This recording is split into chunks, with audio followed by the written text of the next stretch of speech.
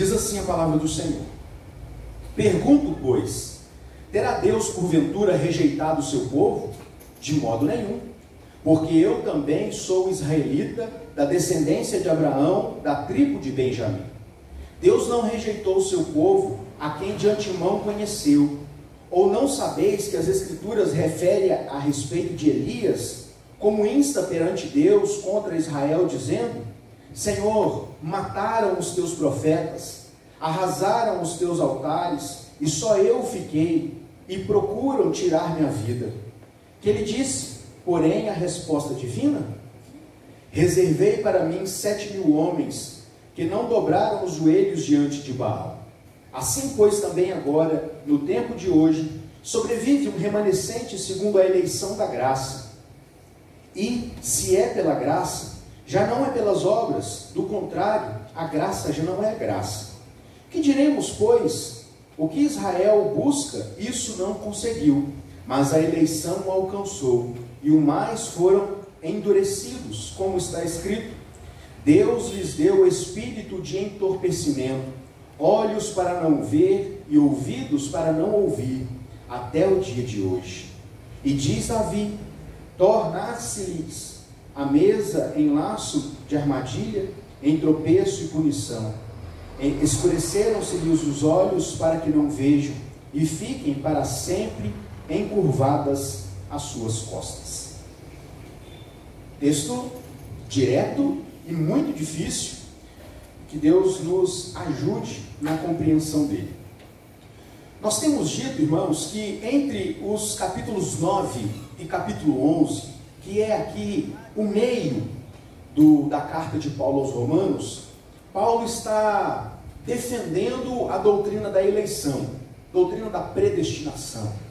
E Paulo vem explicando como os judeus rejeitaram as promessas de Deus desde o Antigo Testamento, e Deus vem revelando-se o seu propósito de salvação ao longo do tempo. Depois de falar tantas vezes a respeito da eleição, de falar tantas vezes a respeito da rejeição de Israel, no capítulo 11, Paulo deseja explicar um pouco melhor a respeito qual o lugar de Israel, então, nesse povo de Deus. Porque pensem comigo, Paulo está escrevendo para a igreja de Roma. É óbvio, a igreja é majoritariamente uma igreja gentílica, porque é a igreja de Roma, capital do império. Mas a igreja também tinha muitos judeus que haviam subido para lá e, estando ali, estavam desfrutando daquele momento de comunhão com a igreja. E aí, depois de Paulo falar tanto a respeito dos judeus, de que a sua rejeição é indesculpável diante de Deus, Paulo agora explica que nem todos os judeus rejeitaram. Paulo está falando sempre em tom de maioria. A maioria dos judeus, porque eles são indesculpáveis. Mas pense comigo, numa igreja gentílica, depois de Paulo falar tanto a respeito do endurecimento do coração do judeu, pode ser que aqueles não-judeus que faziam parte da igreja podiam olhar para os judeus e dizer: nossa, mas vocês são um povo de coração endurecido. Então Paulo visa aqui tirar essa ideia que porventura pudesse nascer no coração daqueles irmãos na igreja de Roma, explicando que, embora os judeus, por suas próprias escolhas, tenham se afastado de Deus e rejeitado as promessas de Deus, havia sim um remanescente fiel. Deus ainda tinha planos para o povo judeu. Então, a proposta de Paulo no texto que lemos é apresentar àqueles irmãos 3 argumentos, pelos quais ele defende que, embora Israel tenha rejeitado as promessas de Deus, e é interessante como ao longo do capítulo 10, Paulo fala muito disso, né? O povo de Israel rejeitou ao Senhor, e eles não fizeram isso por falta de zelo. Eles eram muito zelosos quanto à religião. No entanto, Paulo disse no capítulo 10, zelo sem conhecimento não produz salvação, porque eles criaram uma religião própria para eles mesmos, e eles visavam tornar-se justos diante de Deus, e isso é algo muito bom. O problema dos judeus foi tentar fazer isso com o seu próprio esforço. Então eles receberam a lei de Moisés, para que ali ficasse claro, e esta foi a intenção de Deus com a lei, de que o povo era pecador e eles precisavam ser justificados diante de Deus. E como não há possibilidade do ser humano cumprir a lei em sua totalidade, eles precisavam crer na promessa de redenção na vinda do Messias. Mas o que Israel fez? Eles amaram a lei e tentaram, no cumprimento de determinados aspectos da lei, e principalmente aqueles mais exteriores, justificar-se diante de Deus. E a leitura que Paulo faz disso aqui no capítulo 10 é que eles acabaram criando uma religião para si. Eles buscaram a Deus e não encontraram. E os gentios que sequer conheciam a Deus, que não buscavam a Deus, encontraram a Deus, porque ao ter contato com o evangelho que salva, se converteram ou foram convertidos. E Paulo então está defendendo esta rejeição de Israel e a sua culpabilidade nesta rejeição. Mas então, depois de Israel recusar, depois de Israel não poder alegar falta de oportunidade, e foi o último texto que nós estudamos, agora Paulo vai dizer assim: nem tudo está perdido, irmãos. Deus tem planos sim para Israel. E como eu disse, na academia, dos capítulos 9 ao capítulo 11, estes textos ainda são muito discutidos. Existem muitos debates teológicos a respeito do lugar de Israel dentro da teologia bíblica, inclusive no Novo Testamento. Como fica Israel hoje, as promessas hoje. Então nós não temos como objetivo aqui esmiuçar detalhes a respeito de questões menores referentes ao texto, mas dar aos irmãos uma visão geral destes três argumentos apresentados pelo apóstolo Paulo. Então, Paulo vai dizer, qual o futuro de Israel?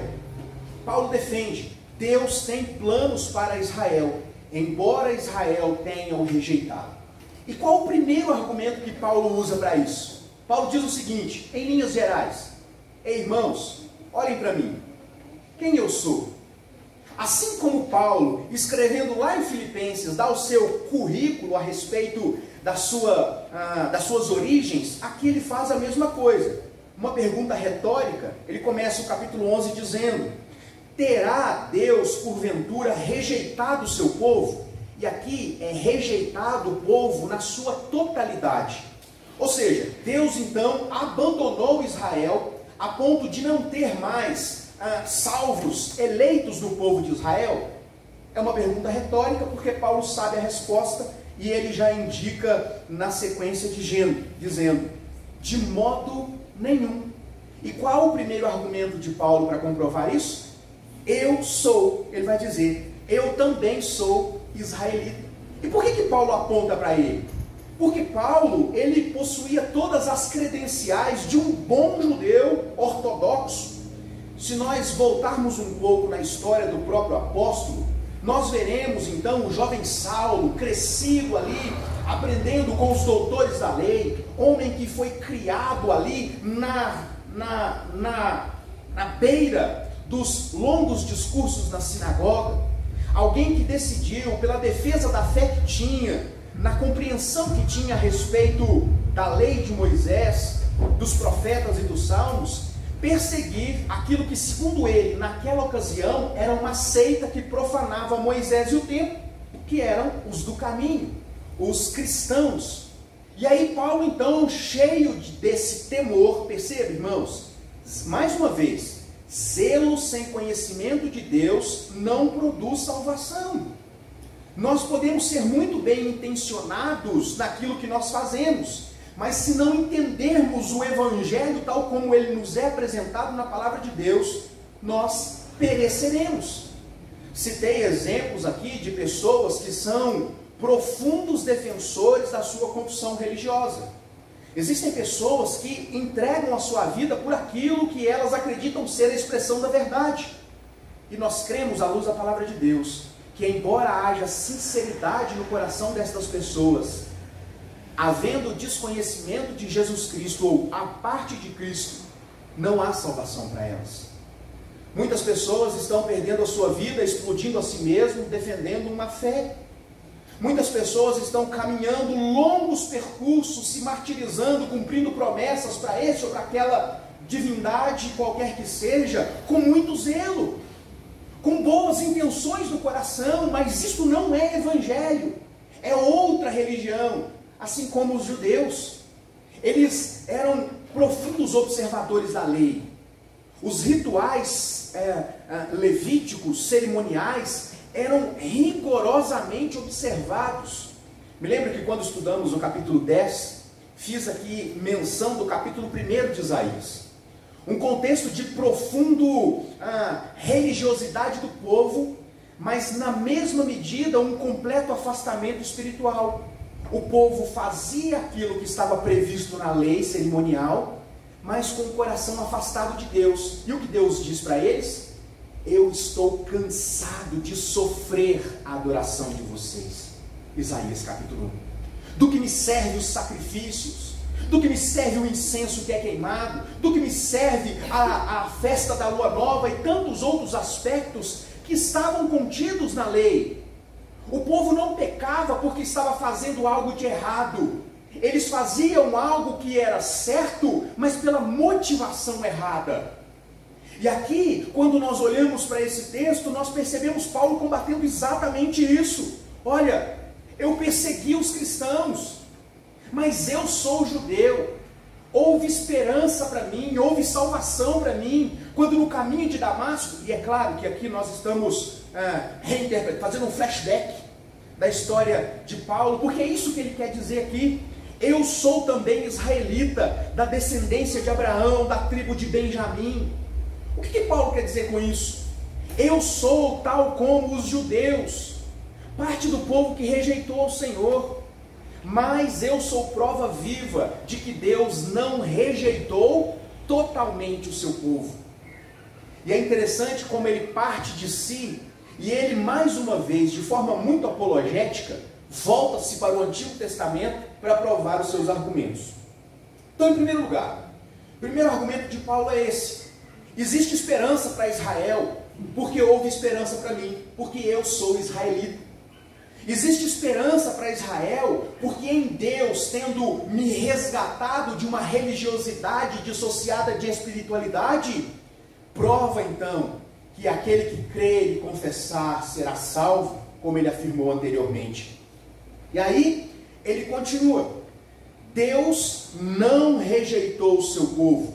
E aqui é interessante, quando Paulo diz o seu povo, ele faz menção ao povo de Israel. O povo que foi privilegiado por ter recebido a revelação especial de Deus. Já tratamos deste assunto quando falamos das formas, das maneiras que Deus se revela.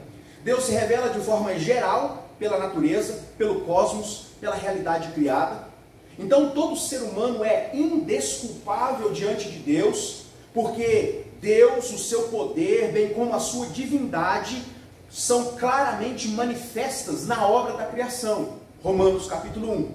Depois do capítulo 2, Paulo vai dizer que Deus também revela-se na própria consciência do ser humano. Irmãos, perceba que por termos nascido, fomos gerados com uma marca distintiva de qualquer outra criatura sobre a terra. Que marca é essa? Oi? Antes disso, fomos criados à imagem e semelhança de Deus. Este é o fator distintivo do ser humano para qualquer outro ser que foi criado. Nós fomos criados à imagem e semelhança de Deus. Por isso, nós nascemos com a imagem de Deus impressa em nós. É claro que por causa do pecado original, do pecado de Adão, essa imagem ficou um tanto quanto desfocada, mas não completamente apagada. A ponto de que, ainda que haja desconhecimento de muitas coisas, nós nascemos naturalmente com um código moral em nós. Qualquer povo em qualquer lugar entenderá que matar não é coisa boa. Qualquer povo em qualquer época da sua existência trará consigo algo que nos remete à imagem de Deus. Então Deus, no capítulo 2, se revela também na própria consciência do ser humano. Depois de constatar o estado de pecaminosidade do ser humano no capítulo 3, Paulo então nos apresenta a revelação especial, o Evangelho. E o povo de Israel foi privilegiado, não porque eles eram exclusivamente salvos por serem israelitas, mas porque Deus escolheu um povo para revelar-se de forma especial a esse povo, e a partir deste povo, do testemunho desse povo, alcançar a todos que Deus escolheu, decidiu salvar em todos os tempos. Então Israel foi um povo privilegiado, assim como Paulo se sente privilegiado por ter sido recebido por Deus no perdão dos seus pecados. E aí, Paulo então está dizendo, Deus não rejeitou Israel, o seu povo, a quem de antemão conheceu. Bom, eu preciso fazer uma pausa aqui, porque nós estamos, desde o primeiro capítulo de Romanos, pregando e ensinando a doutrina da eleição, a doutrina bíblica da predestinação. E como nós temos dito, existem muitos temas que para muitas pessoas é complexo, é difícil, é um tanto quanto complicado de assimilar todos os aspectos, e eu não julgo isso. O que eu tenho dito, meus irmãos, é que nós podemos dizer que de fato é difícil. Você pode achar difícil, você pode achar complicado, você só não pode dizer que não é Bíblia. Você só não pode dizer que não é a palavra de Deus que está dizendo. Você só não pode dizer que isso foi inventado, como circula em meios, inclusive evangélicos por aí. Partindo desse pressuposto, nós estamos trabalhando então o tema da soberania de Deus aplicada à salvação. Como Deus, por sua livre vontade, decidiu, no meio de uma multidão de condenados, escolher aqueles a quem Ele ia aplicar a sua graça de forma especial. Todos estavam perdidos, condenados, Romanos 3. Mas Deus decidiu, por quê? Porque Ele quis, por livre e espontânea manifestação da sua soberania, escolher entre os perdidos aquele a quem Ele ia estender a sua graça e salvar. Agora, na leitura de muitos, Paulo estaria se contradizendo, porque quando nós lemos de antemão conheceu, parece-nos que agora Paulo faz menção à presciência e não eleição, não é? Não parece? Que Paulo está dizendo, mas então Deus escolheu porque Ele conheceu com antecedência. Não é isso que parece esse texto está dizendo? Sejamos francos, não parece que é isso? Aquilo que de antemão, ou seja, com antecedência, eu conheci. Então, no pensamento de alguns, a eleição existe, não dá para negar, não dá para retraduzir, referindo-se a este termo como outro termo. Então, algumas pessoas defendem que a eleição, na verdade, ela acontece porque Deus conhece o futuro de todas as pessoas, porque Deus conheceu aqueles que vão ser salvos, logo, Ele já resolveu salvar na eternidade. Por que isso não faz sentido, irmãos? Primeira regra de boa hermenêutica bíblica. A Bíblia, ela não se contradiz. Pense comigo. Paulo está tratando a salvação pelo quê? Pela graça. Na sequência que ele vai dizer, não por obras. Assim como ele disse aos crentes de Gálatas, assim lá fazendo menção à questão da circuncisão como meio de salvação, assim como ele diz em Efésios, pela graça sois salvos mediante a fé, isso não vem de vós, é dom de Deus. E aqui, Paulo não poderia contradizer-se. E esta é uma regra de hermenêutica bíblica. Quando a gente precisa testar um texto, nós precisamos testá-lo à luz do próprio texto. O que toda a Bíblia diz a respeito disso? Então vamos lá. O termo aqui, de antemão conheceu, não significa, irmãos, conhecer no sentido de saber que existe. Conhecer no sentido de saber quem é, o seu nome, de chamar pelo nome. Então, este de antemão conheceu faz menção ao fato de Deus saber de antemão aqueles que vão crer, porque Deus decretou assim. Deus sabe o futuro, porque Deus decretou o futuro. É por isso que o futuro existe, ainda, para nós enquanto perspectiva, para Deus como realidade. Então vamos lá. Segundo argumento. Pense comigo. Paulo está tratando a salvação pela graça, certo? Se a salvação é pela presciência de Deus, a salvação não é pela graça, mas porque lá na frente Deus reconhece o poder da obra daquele que é salvo. Pense comigo. Se a salvação é pela graça, não importa o que eu faça, não importam os meus méritos. Se Deus me salva porque Ele sabe que eu vou fazer, então eu serei salvo por aquilo que eu faço, por aquilo que eu me proponho a escolher, pelas escolhas que eu mesmo faço. Então, desse ponto de vista, fica difícil fazer essa harmonização. Então, o que Paulo está de fato dizendo aqui? Aqueles que de antemão conheceu, ou seja, aqueles que Deus sabe exatamente quem são, porque Ele os predestinou a este fim. Porque, pela graça, eles foram salvos. Ou sabeis que a Escritura se refere, lá no verso 2, se refere a respeito de Elias, como insta perante Deus contra Israel, dizendo. E aí, versos 3 a 4, Paulo volta-se para o Antigo Testamento. Aqui Paulo está citando 1 Reis, capítulo 19. Os irmãos vão se lembrar da história. Elias vivia num contexto de profunda idolatria. Naquele momento, o Deus, o ídolo mais cultuado não era Yahvé, Deus mais cultuado, era Baal. Então, os membros da igreja, entre aspas, de Baal, eram imensamente maiores do que os próprios crentes fiéis ao Deus das Escrituras.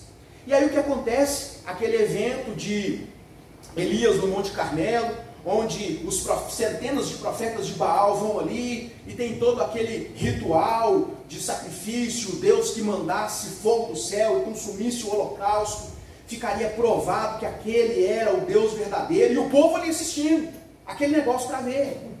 E aí a gente se lembra da história, né, como Elias foi muito perspicaz, e aí o povo está lá, Baal nos responde, Baal, e eles prestam sacrifício, automutilação, e eles cantam, eles dançam, eles choram, eles namoram, e Elias fica, será que ele não deu um cochilo?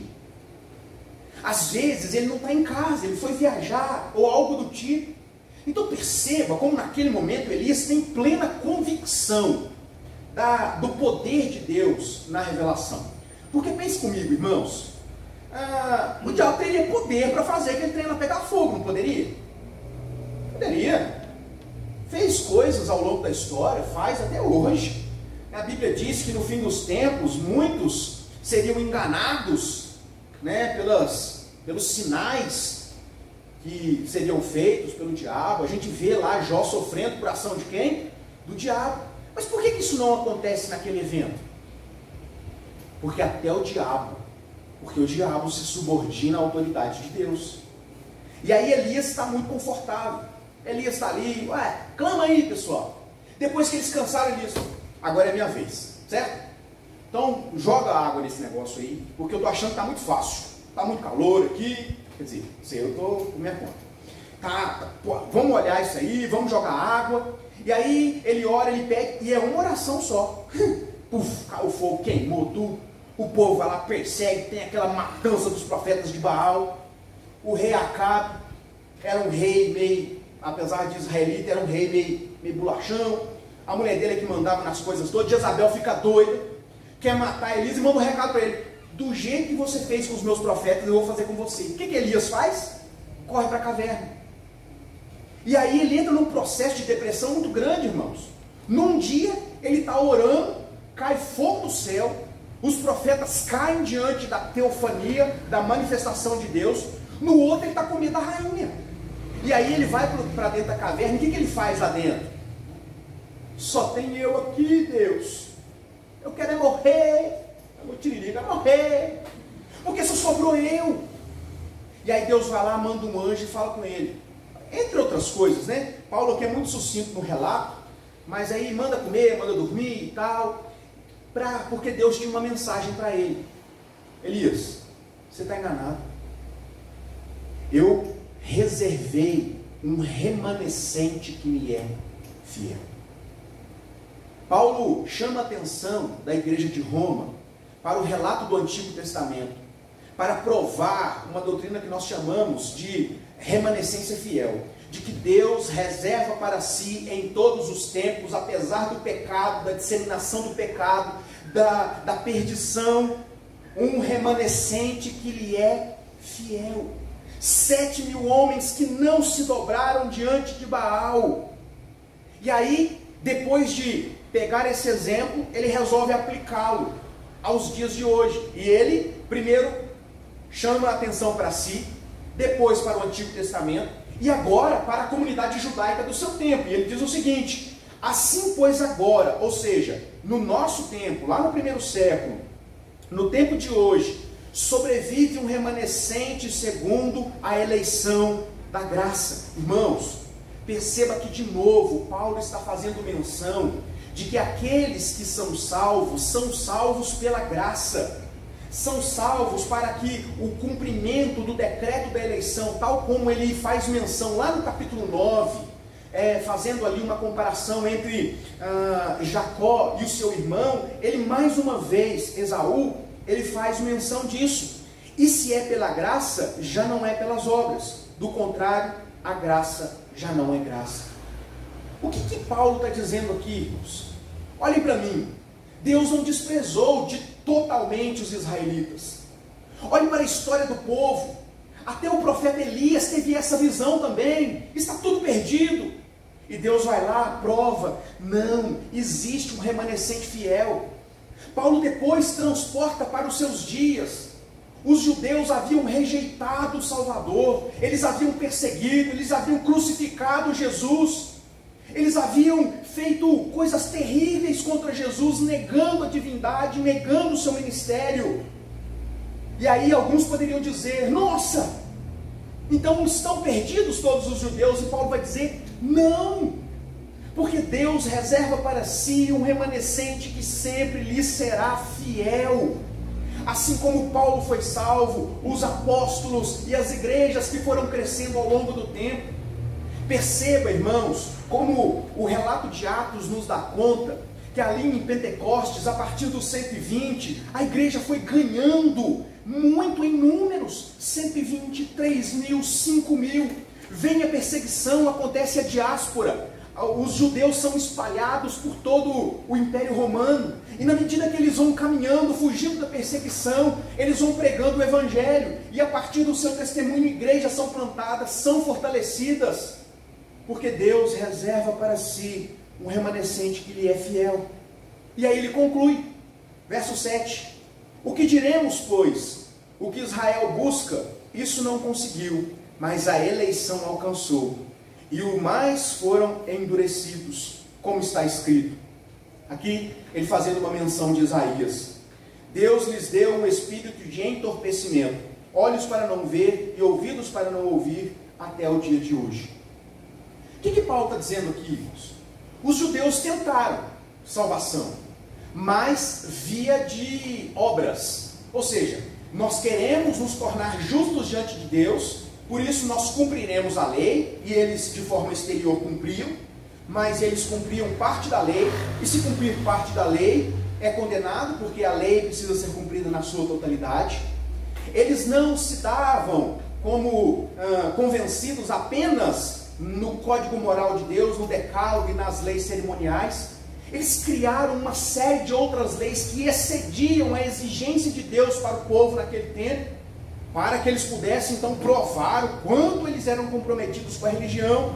E Paulo vai dizer o seguinte: não é esse tipo de busca, mas para que ficasse claro o decreto da eleição. O que as obras não conseguiu, a eleição conseguiu. Porque a salvação, desde a sua concepção na eternidade, bem como a sua operação no Filho, e por fim a aplicação do Espírito, é totalmente uma obra do Deus Trino. Deus ama, planeja, Deus Filho cumpre, Deus Espírito aplica a graça. A salvação é um ato soberano, unilateral de Deus no coração do ser humano. Então os judeus buscaram e não conseguiram, mas a eleição aplicou e conseguiu. por tratar-se de uma obra do próprio Deus. E ele conclui dizendo, nas palavras de Davi, no Salmo 69, versos 22 e 23, que ele cita aqui da seguinte maneira: tornar-se-ias a mesa em laço e armadilha, em tropeço e punição. Escureceram-se-lhes os olhos para que não vejam, e fiquem para sempre encurvadas as suas costas.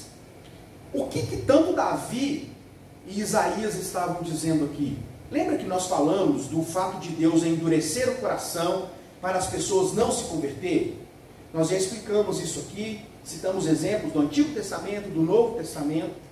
E eu me lembro de ter deixado claro aos irmãos que quando Deus endurece o coração de alguém, não significa, irmãos, que Deus está tornando essa pessoa, Deus está condenando essa pessoa além do que ela já está condenada. Quando Deus endurece o coração de alguém, significa que Deus está privando essa pessoa de algo que Ele dá para outro. A graça salvadora é quando Deus quebranta o nosso coração. O endurecimento de Deus é quando Deus nega-se a conceder a graça salvadora. Quando alguém por Deus, tem o seu coração endurecido, Deus apenas deixa a essa pessoa as suas próprias paixões. Romanos capítulo 2. Os irmãos se lembram, por exemplo, quando Deus faz menção de endurecer o coração de Faraó? Faraó já tinha um coração duro, irmãos. Ele não queria deixar o povo sair.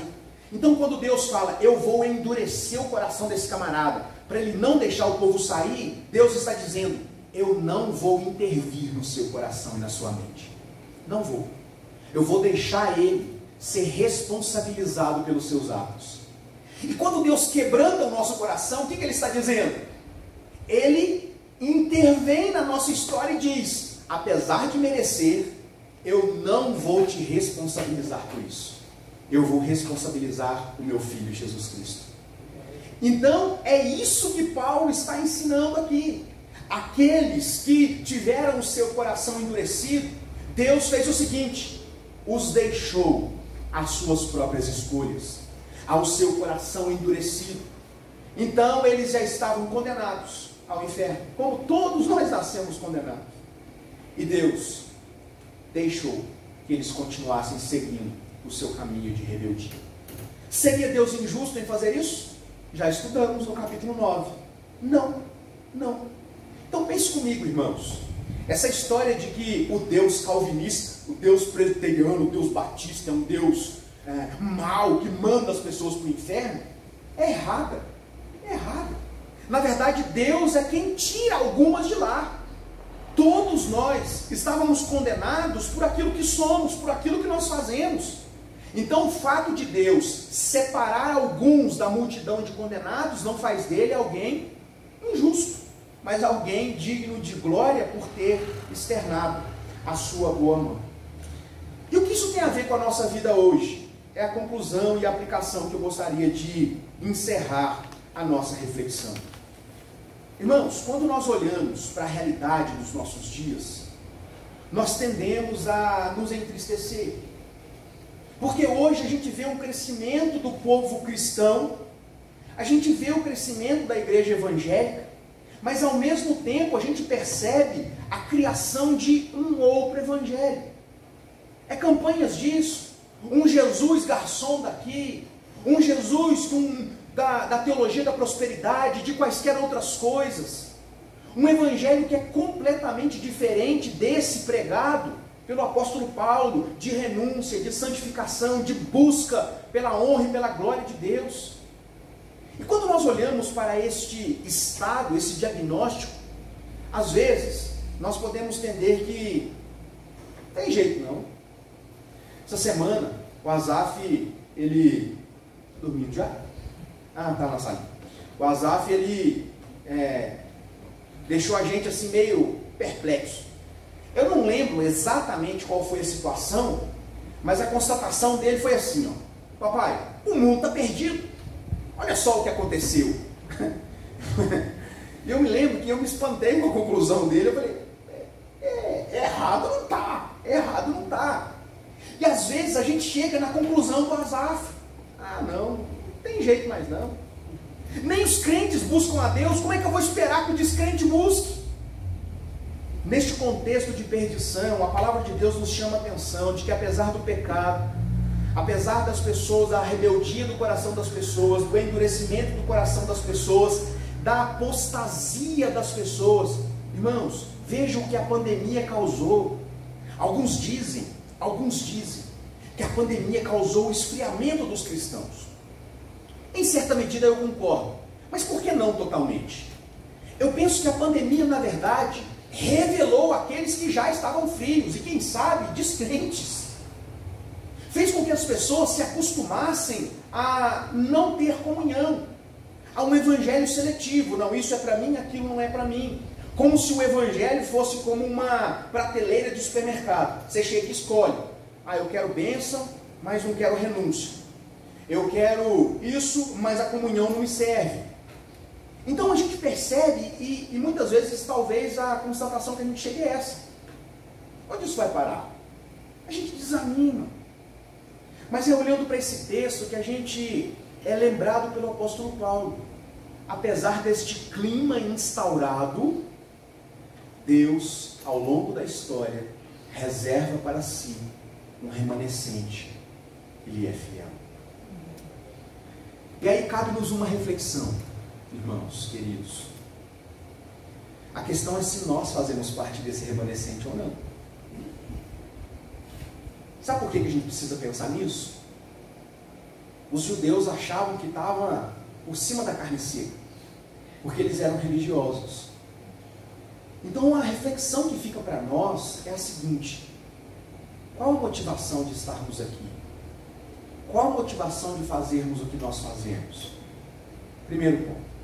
Segundo ponto: se Deus sempre reserva um remanescente que lhe é fiel, e o decreto da salvação prevalece sobre a religião das obras, existem pessoas aí fora no nosso tempo que estão aguardando a palavra ser anunciada para que o Espírito possa quebrantar-lhes o coração e elas se renderem a Jesus. Então, embora os dias sejam desanimadores, existe para nós, assim como para Elias no Antigo Testamento, uma mensagem de que nós não estamos enxergando tudo. Existem pessoas que precisam ouvir. Existem outras igrejas que têm fielmente pregado a palavra de Deus. Existem irmãos nossos que, apesar do esfriamento de muitos, continuam, perseveram, e glória a Deus por isso. Esses dias nós paramos aqui para orar pelas nossas igrejas irmãs aqui na nossa cidade. Nós precisamos orar, irmãos, por eles. Isso deve consolar o nosso coração. Num tempo onde as pessoas não buscam a Deus, desejam viver um evangelho longe de Cristo, e que muitas vezes o desânimo é a opção que nos resta, o apóstolo Paulo tem chamado a nossa atenção para o fato de que Deus reserva para si um remanescente que lhe é fiel. Que Deus nos ajude, que tenhamos convicção de que fazemos parte deste remanescente, e que, se assim nós o somos, que sejamos testemunhas fiéis da fé que nós professamos. Amém?